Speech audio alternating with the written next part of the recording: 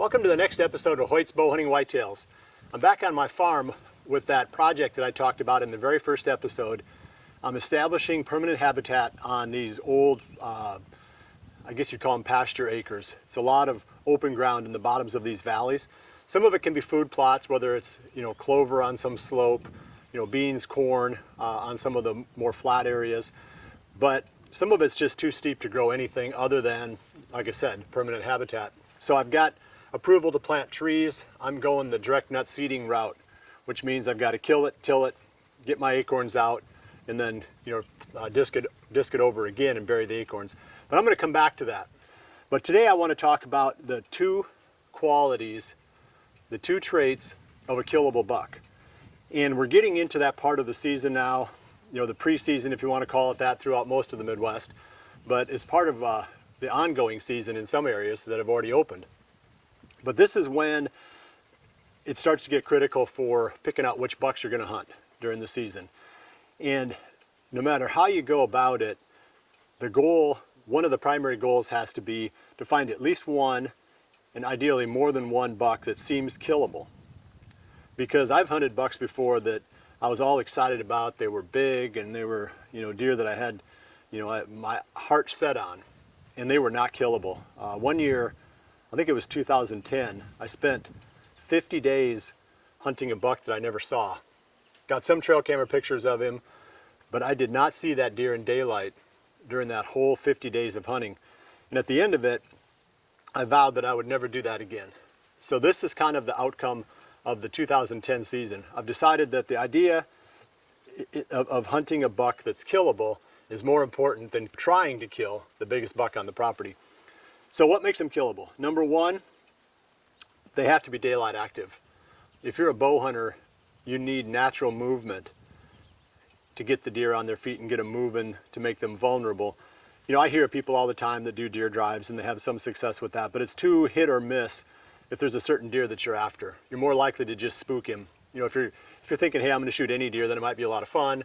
I'm not even a huge fan of it then. But that aside, you do need natural movement, which means you need a buck that's at least close to moving in daylight, if not already moving in daylight. And that's probably the easiest thing to find on your trail cameras, because you can move them around, you can set up in different places on the property, then you just look at the photos. Obviously if it's daylight, then you've got your target. But if it's close to daylight, then you can make a judgment call there too, because that deer may be vulnerable when you got a cold front coming through, or as the rut gets closer, that buck then becomes a more likely target. It's pretty rare that you're going to get a buck in mid-September, even into early October, that's truly daylight active during this time frame. I mean, it happens, but it's pretty rare. Mostly you're looking for deer that are almost daylight active, which means you're pretty close to their core areas. You don't want to be getting bucks at 2 in the morning thinking, oh, I'm going to try to hunt this deer when we get closer to the season. That deer you're too far away from his core area. Maybe there's some chance during the rut he roams, but that's not really one that I would be zeroing in on. I would be trying to find that deer's core. I'd be moving my cameras saying, okay, I got to get closer to where this deer lives. I need to find where he's either daylight active or much closer to being daylight active.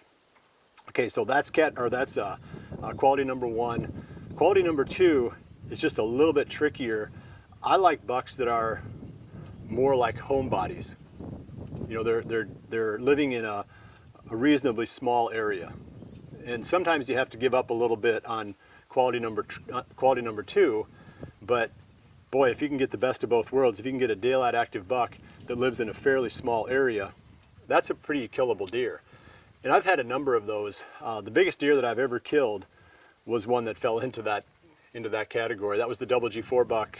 Killed him back in 2012, but there was no buck on the farm that I knew of that was more killable than that deer. He was very daylight active, and he lived in a little small, probably 30-acre area. And obviously if I'm running cameras outside of that area, I wouldn't even have known that deer was there. But I'd been after him for so many years that I knew, more or less where to start. And I ran cameras around the perimeter of that 30 acres, and I would never pick him up. But in the, inside of that area, it was like clockwork. Every day, boom, boom, boom, boom, almost always daylight pictures. So again, he was super killable. You know, I wish they were all like that. But then I've had other ones.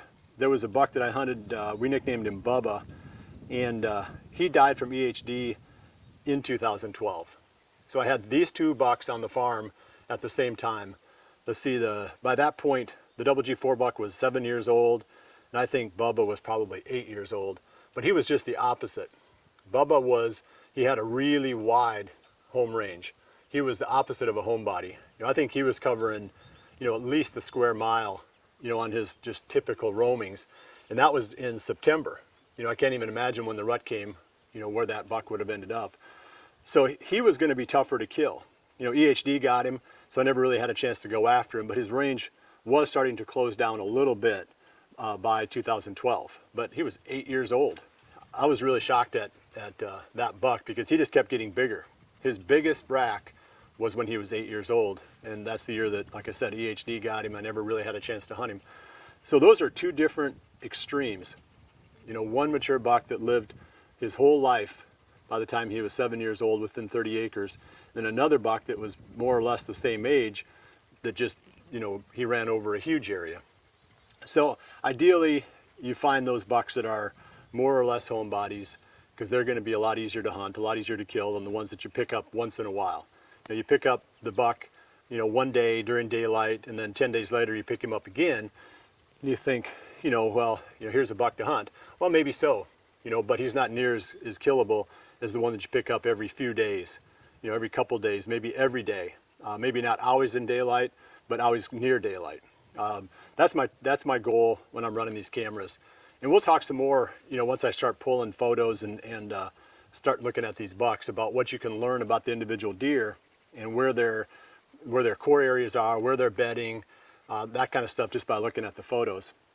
So I've talked quite a bit about the two traits, and maybe it's common sense, but it sure took me a long time to figure out this bit of common sense. I wasted several seasons thinking that somehow these bucks that had these natural tendencies toward being nocturnal were going to flip the switch and become daylight active, and they never did.